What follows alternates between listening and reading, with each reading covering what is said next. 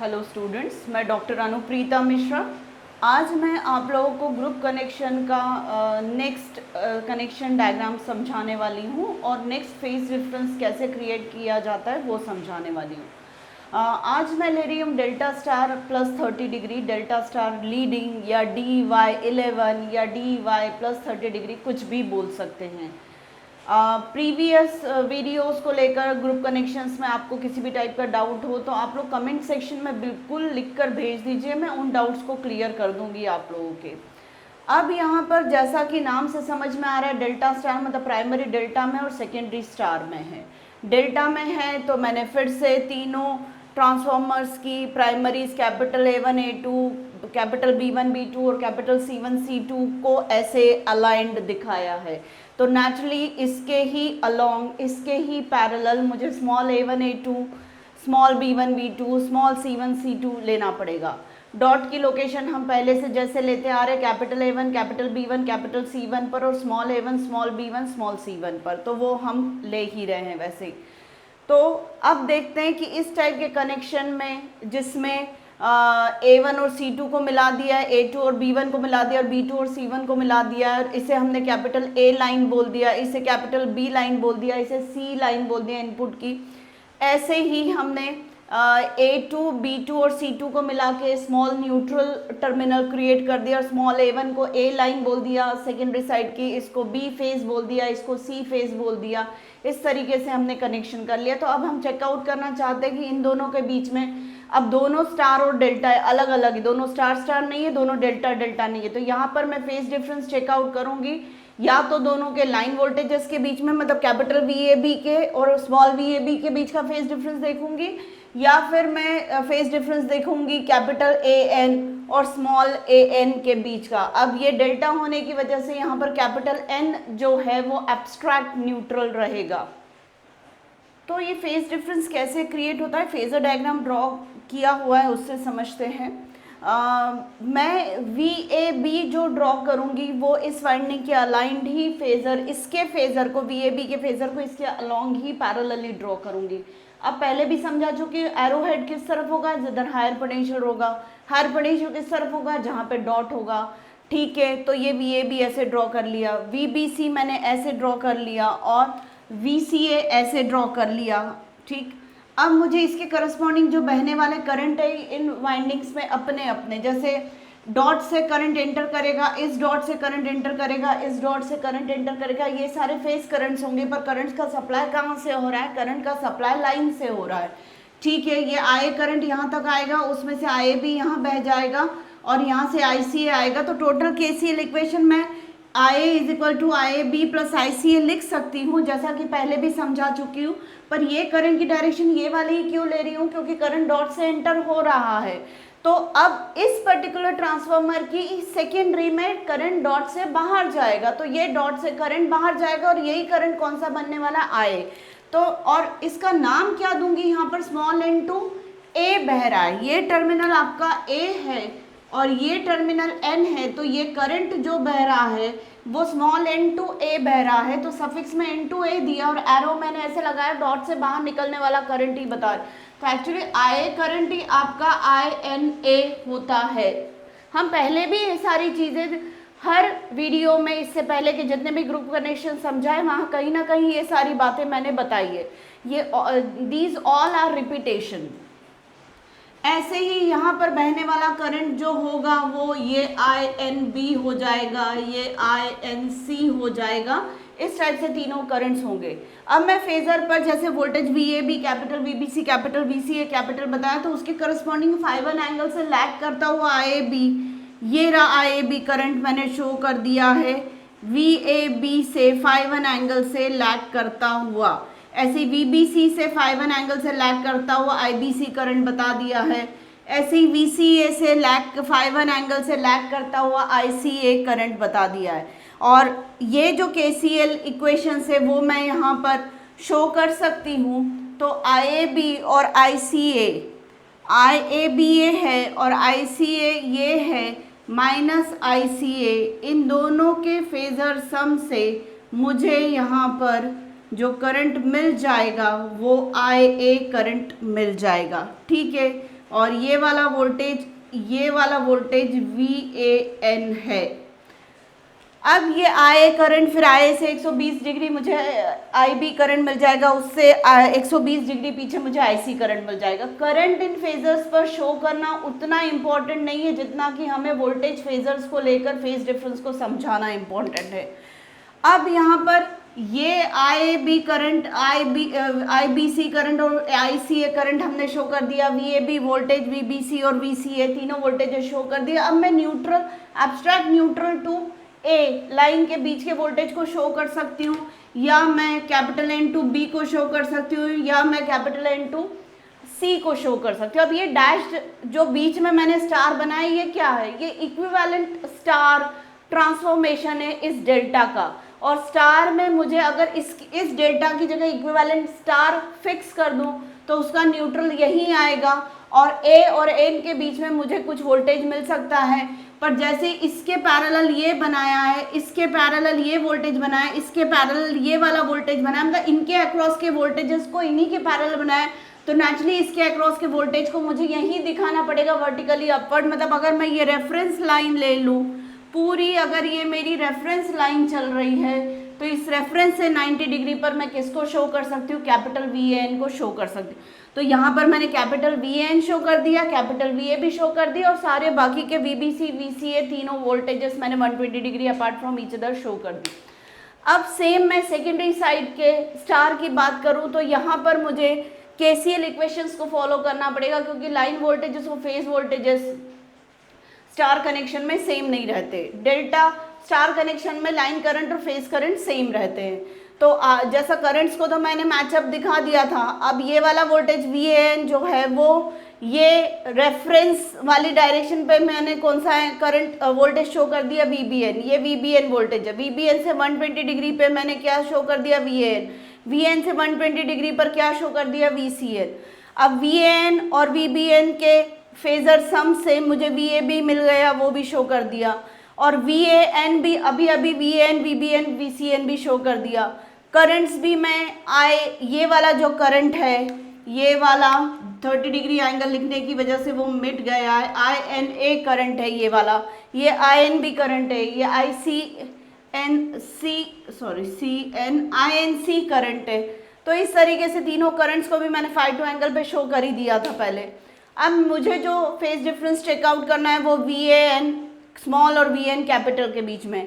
तो exact phase difference 30 degree plus का आ रहा है कि नहीं, तो मैं कैपिटल VN को रेड कलर से, मतलब प्राइमरी का ये वाला वोल्टेज मैं सेकेंडरी के फेजर डायग्राम पे रेड कलर से शो कर दे रही हूँ। तो मुझे स्मॉल VN सेकेंडरी का neutral to line voltage 30 degree से लीडिंगनेस पे दिख रहा है। तो ये प्रूव कर रहा है कि इन दोनों के बीच में, मतलब प्राइमरी से सेकेंडरी प्लस 30 डिग्री के फेज डिफरेंस को क्रिएट कर रहा है। या फिर मैं लाइन टू लाइन वोल्टेज को भी चेकआउट कर लेती हूँ। तो यहाँ पर ये वाला वोल्टेज VAB है जो रेफरेंस से कितना एंगल बना रहा है? 150 डिग्री का बना रहा है। आप देख सकते हैं क्योंकि VAN जो है 120 डिग्री का बना रहा है और VAB उससे 30 डिग्री आगे होगा, तो ये पूरा एंगल 120 डिग्री का है, 150 डिग्री का है। तो ये वाला एंगल पूरा 150 डिग्री का है VAB, ये पूरा एंगल 150 डिग्री का है। और मैं प्राइमरी के फेजर डायग्राम पर सेकेंडरी का एक फेज स्मॉल VAB शो कर दे रही हूँ ताकि कैपिटल VAB और स्मॉल VAB के बीच में फेज डिफरेंस देख सकूँ। तो ये प्लस 30 डिग्री का मुझे दिख रहा है, मतलब phase line to line voltage में भी secondary line to line voltage plus 30 degree पे मिल रहा है, और लाइन टू न्यूट्रल वाला भी सेकेंडरी का वोल्टेज जो है वो प्लस 30 डिग्री पर दिख रहा है विद रिस्पेक्ट टू प्राइमरी। मतलब हमारा जो फेज डिफरेंस क्रिएट करने का मोटो है वो सक्सेसफुल हो रहा है। यहाँ पर हम सारी KCL रियलाइज कर सकते हैं, यहाँ पर हम सारी KVL रियलाइज कर सकते हैं। इस तरीके से मैंने आपको समझा दिया कि plus 30 degree delta two star में कैसे डेवलप हो रहा है। अब ये तो कनेक्शन डायग्राम किस हिसाब से हुआ, ये टर्मिनल्स को A2 B2 और C2 को मिला के आपने ये डेल्टा स्टार का न्यूट्रल पॉइंट क्रिएट कर दिया, और यहाँ पर हमने A1 को C2 से कनेक्ट कर दिया, A2 को B1 से और B2 को C1 से, और ये terminal capital ABC line terminals बाहर ले लिए और यहाँ पर लाइन टर्मिनल स्मॉल ABC बाहर ले लिए। ये हो गए। अब मैं वोल्टेजेस के रेशो को चेकआउट कर लूँ तो ये सेकेंडरी का फेज वोल्टेज है, ये प्राइमरी का फेज वोल्टेज है। सेकेंडरी का फेज वोल्टेज अगर यहाँ देखने जाऊँ, वही वोल्टेजेस उठा के मैं यहाँ ले रही हूँ, तो ये मेरा VAB वोल्टेज है और ये वाला वोल्टेज मेरा कैपिटल VAB है। तो दोनों का रेशो स्मॉल VAB, मतलब VAB small suffix upon VAB capital suffix का जो रेशो होगा K, और ऐसे ही कॉरस्पॉन्डिंगली मैं BC के लिए CA के लिए भी लिख ले रही हूँ। और करंट अगर यहाँ देखने जाऊँ तो यहाँ बहने वाला current capital A1 to A2 IA भी है, और स्मॉल A1 टू A2 बहने वाला, स्मॉल A2 टू A1 बहने वाला करंट INA है। तो मैंने ऐसे प्राइमरी का करंट और सेकेंडरी का करंट भी मैं यहाँ पर शो कर दे रही हूँ इसी ट्रांसफार्मर में, क्योंकि K जो है वो तो रिलेट करेगा इन दोनों के आपसी वोल्टेजेस और आपसी करंट्स के रेशो को ही, तो वो K हमें मालूम है ट्रांसफॉर्मेशन रेशो। अब मुझे लाइन वोल्टेजेस का रेशो चाहिए, तो सेकेंडरी साइड में प्राइमरी फेज वोल्टेज को √3 से मल्टीप्लाई करूंगी तब लाइन वोल्टेज में कन्वर्ट होगा, तो ये कर दिया। पर प्राइमरी साइड में लाइन वोल्टेज और फेज वोल्टेज जो कनेक्शन है उस हिसाब से सेम है डेल्टा में, तो √3 से मल्टीप्लाई करूंगी तो K को भी √3 से मल्टीप्लाई करना पड़ेगा। मतलब फेज वोल्टेजेस का रेशो मिल रहा है सेकेंडरी अपॉन प्राइमरी, वो K है, और लाइन वोल्टेजेस का जो रेशो मिल रहा है सेकेंडरी टू प्राइमरी वो √3K है। ऐसे ही primary to secondary phase currents का जो रेशो मिलता है वो K होता है, और primary line upon secondary line का अगर रेशो देखें तो वो √3 होता है। तो इस तरीके से ये मुझे ये डिफरेंस, ये वोल्टेज रेशो और करंट रेशो मिल जा रहा है। तो ये पूरा एक्सप्लेनेशन हो गया डेल्टा स्टार प्लस 30 डिग्री का। अब मैं डेल्टा स्टार प्लस 30 के आगे डेल्टा स्टार माइनस 30 का शॉर्ट में डिस्कशन कर लेती हूँ।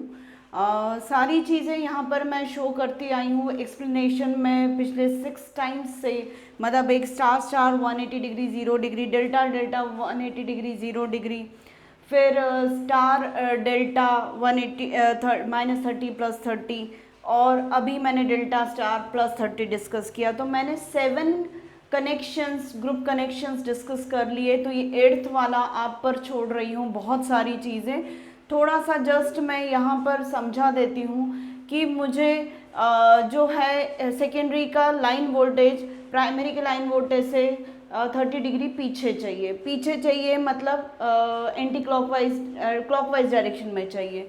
तो कैपिटल VN डेल्टा से मुझे ये मिल रहा है, और स्मॉल VN मुझे स्टार से ये मिल रहा है। तो आप इसको देखकर ही समझ सकते हैं कि ये दोनों में 30 डिग्री का फेज डिफरेंस होगा, क्योंकि AN ऐसा वर्टिकल मिल रहा है तो यहाँ पर AN ऐसा मिलेगा।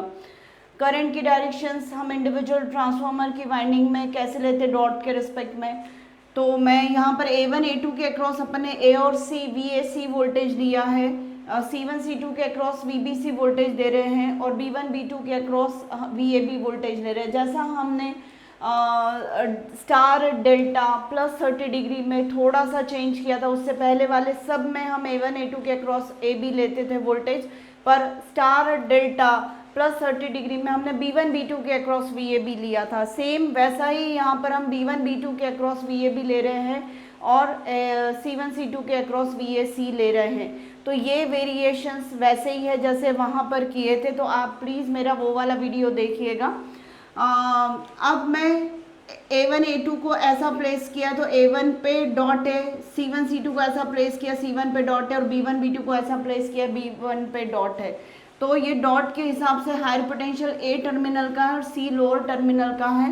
पर ये जो है आपको मैं यहाँ पर VAC A higher terminal higher potential है C के रिस्पेक्ट में, तो ये वोल्टेज बता रही हूँ। और अगर मैं C को हायर पोटेंशियल पे मानती हूँ A के रिस्पेक्ट में, तो मैं ये वाला वोल्टेज मैंने अपोजिट 180 डिग्री पे बना दिया। तो ऐसे मैंने दो वोल्टेजेस बनाए, VBA VAB VCB VBC सारे बना दिए, पर उनके किसके रिस्पेक्ट में, मतलब मैं VAC के रिस्पेक्ट में बहने वाला करंट, जैसे VAC कौन सा वाला वोल्टेज हो गया, ये वाला A को हायर पोटेंशियल पर मानकर चल रही है और C को लोअर पोटेंशियल पर मान कर चल रही हूँ, तो ये वाला A को मैं हायर पोटेंशियल पे क्यों मान के चल रही हूँ, क्योंकि A1 A2 वाइंडिंग का डॉट A1 पर है और A1 A से कनेक्टेड है।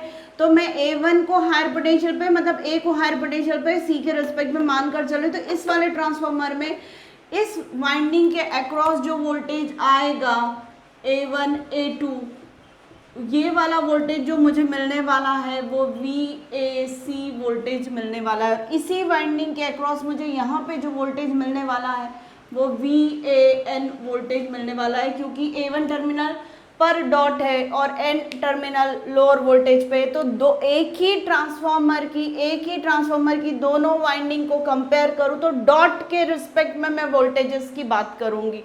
हायर कौन सा वोल्टेज है? A1 टर्मिनल हायर पोटेंशियल पे, तो उस हिसाब से मैंने वैल्यूज ले ली है।